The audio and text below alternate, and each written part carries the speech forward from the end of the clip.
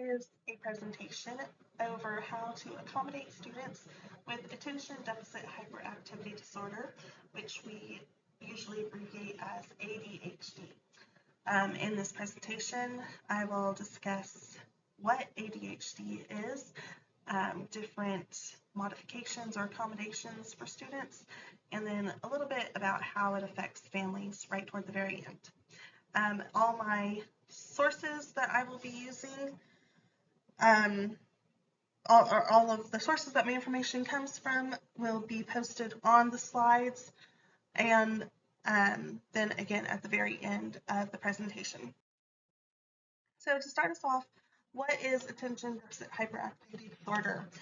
So it is a condition of significant attention problem, meaning that these children, for whatever reason, they are unable to either hold focus for very long, or they are not able to regulate their focus.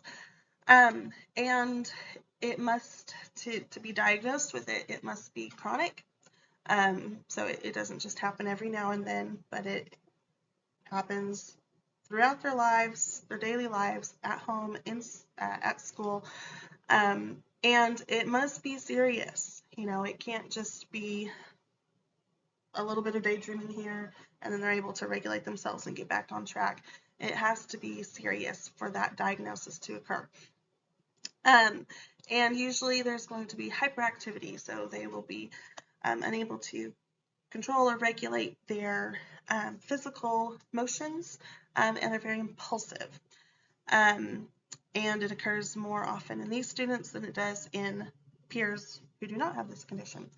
And usually they will have more than one symptom with this, and they might have it in addition to another disability or disorder, but not necessarily. ADHD, it comes in all shapes and sizes, and it affects people differently. No two cases are exactly the same. But it usually will interfere with their academics and their social functioning. And of course, their symptoms may vary. And to continue with what ADHD is, there are 3 primary types of this disorder. And you can see on the screen we have our first type, ADHD, predominantly inattentive type. So this is the more calm version of ADHD, where these students, they tend to be daydreamers, but to a more severe extent. And it may seem like they are not, totally there. They may not be following directions. They may not be paying attention to directions. They may lose things very easily. And this may not entirely be their fault. They may simply have ADHD and not be able to regulate their focus in this way. Physically, they appear normal. They're not up and out of their seats. They're pretty normal, which contrasts with our next type of ADHD, which is predominantly hyperactive impulse type. This is probably the more typical ADHD that people think of, where students may be in and out of their seats, they may be fidgeting, tapping their pencils, just making noise, anything to get energy out. It just feels like they're vibrating with energy. They have so much energy. They are very impetuous. They tend not to think their actions through. They may blurt out answers. Just not a lot of restrictions that they're able to self-enforce. And then our third type is a combined type, where we may see symptoms of inattentive and hyperactive combined.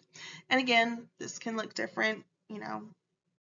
They may have more of one type than another, but there is a combination of some sort. And in this case, they have trouble with attention and movement. So it's all 3 cases impact students at school very drastically. So how do we help these students? ADHD, some studies say it seems to be on the rise. So how do we help these students whenever they come into our classrooms? Well, the first way, we need to look at how to implement behavior interventions. Students with ADHD, they tend to respond very well to praise and reward.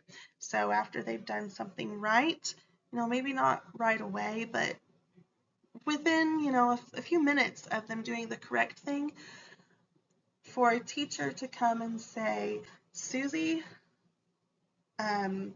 you put your bag in your locker first thing this morning when you came in. That was awesome. Here's a sticker, or whatever the reward may be. Telling them exactly the right behavior that they did and giving them a reward helps reinforce that that behavior.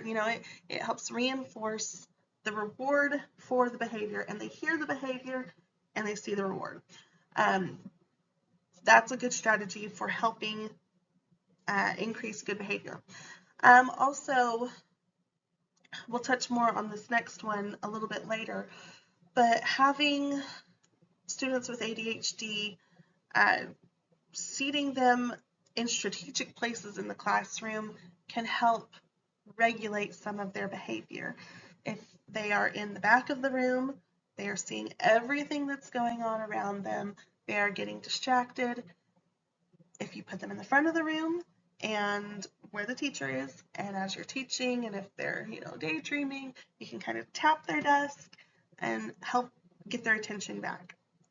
It's just a simple way to intervene, doesn't take any effort on the teacher's part.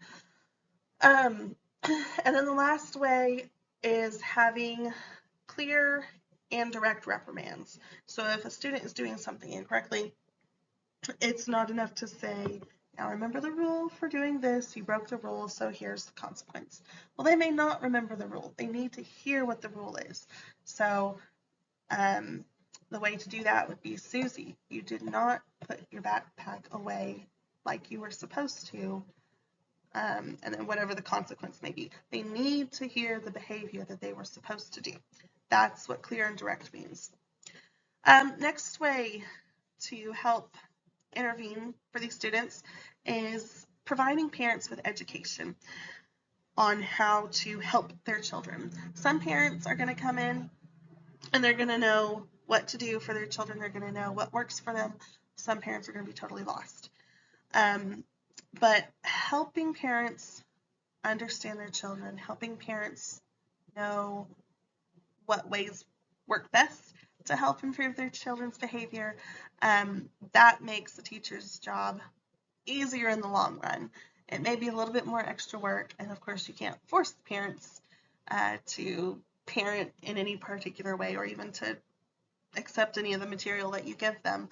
But by providing it, you at least help bridge the gap between school and home, and you let parents know that you are on their side, you're on the side of their child, and it can help make that transition from home life to school life every single day easier for the student. If they are receiving the same or at least similar interventions at home as at school, then that becomes easier. And like I said, many parents, they may just not be aware, or they may not have the time to look up any of this stuff on their own. So as teachers, we can just give, and if it's received well, then that's all the better. And if it's not, well, we're trying. Next intervention is medication. This is the most common intervention, and it's probably the most controversial intervention. But 70% of children who have ADHD take medication for it. And this medication can vary. They may be stimulants, they may be antidepressants, antihypertensives. It just depends on the case. It depends on what symptoms the child is displaying. But that is a lot of children taking medication. And this medication may be taken consistently. It may not be taken consistently. I know from my own personal experience in the classroom, um, I have had students who have been on medication, and I have had students that were sometimes on medication, and there was a big difference between the two sets. Um, Sometimes that medication can help to focus the child, but sometimes it also subdues them so much that it kind of puts them in a fog. And many parents, many teachers don't like to see that. So it is a hard issue to deal with, and since no two cases are exactly the same, it's very difficult to say, you know, whether medication will help unless you try it. Um, and sometimes it takes trying it for a while to see if it helps or not. Um, but anyway, most of the time, students will start medication in late elementary, and they'll generally use it throughout middle school, but medication usage tends to drop off once they get to high school. So ages 9 through 12, they seem to be the most common ages where we see medication being consistently taken. And like I said, effectiveness it can vary. Some kids it works great for, some kids it doesn't. Some children it may take, fine tuning of dosage, it may take finding the right medicine, and some parents they don't want to deal with that, and it can be hard on the kids. So at the end of the day, this is a decision of the parents. Parents have the ultimate decision on whether to put their children on these medicines or not. And also, they have to consider, are there long-term effects towards these medications? All of these medicines, they come with consequences. Whether those consequences are good or bad, whether there's some good, some bad, it's up for the parents to decide. And as teachers, our role is to help the parents in this however they choose, and to let them know what is going on in the classroom, to help aid with the parent's decision, whatever that may be. Next intervention are academic interventions. So for children with ADHD, it's best to keep instructions, directions brief. Don't get long-winded. Be brief, be to the point. They usually don't need a lot of examples because they get lost in them, so be brief. Next, break assignments down into smaller, more manageable tasks and grade those shorter tasks before moving on to the next one. Giving extended time for math assignments, especially as math gets harder and the process gets longer. It can take students with ADHD a little bit longer for those focusing reasons. And whenever there's group instruction, keep things upbeat. Don't let it get too boring because then they get lost. And that usually is a good philosophy to have for the whole entire class, whether they have ADHD or not. Last but not least, intervention-wise, is environmental support. So this is where teachers, you need to look at how your classroom is set up. It's important to have good, engaging, educational posters on the wall. You want your classroom to be inviting. You want it to have lots of points of interest. But for students with ADHD, it can be an impossibly difficult place to be in if your walls are just completely covered with posters and colors and informations, and there's just so many things to look at that they can't focus on any one thing. So it's important to be mindful of how your room is decorated based on the students you have in your classroom. And that may change from year to year, but just, to be mindful of that. And finally, we look at how the families of children with ADHD are affected. So ADHD doesn't just affect the child, it affects their parents, it affects siblings within the household. No one, just with any other disorder, everyone in the family is affected. There can be a lot of stress that comes with ADHD, especially if, the more severe the case may be. It can be stressful on the parents, of course, and, that can leak into their relationship with their other children. It can be stressful on the relationship between the children. So that the effects of ADHD, they can of course vary in a family.